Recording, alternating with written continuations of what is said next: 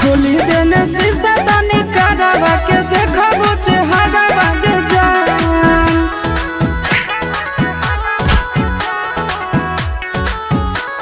Music by Tinku Tufan।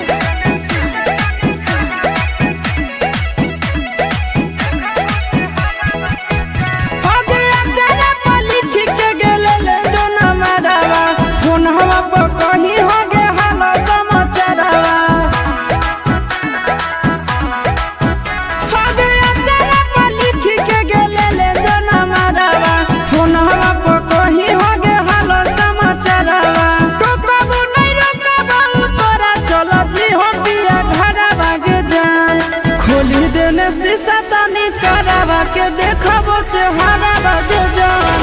खोली देने शीशा तनी करवा के देखबो चेहरा बागे जान।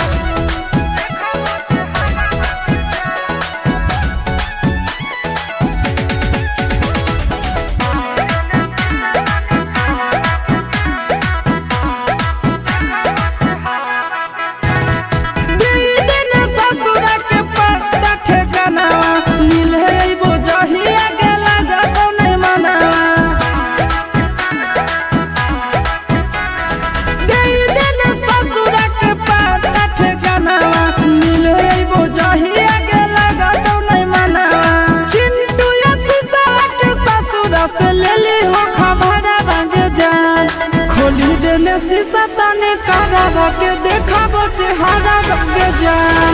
खोली देने शीशा तनी करवा के देखबो चेहरा बागे जान।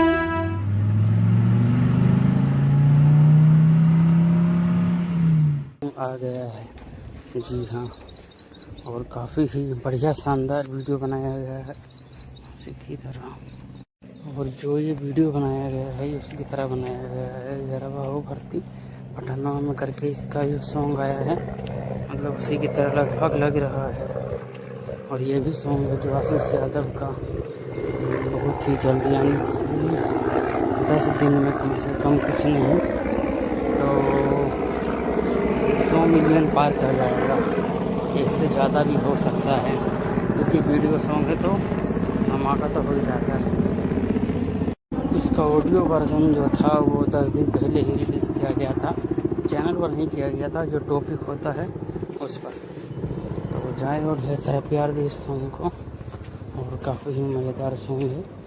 और आपने अभी तक नहीं सुना है तो चैनल पर जा कर के सुन सकते हैं।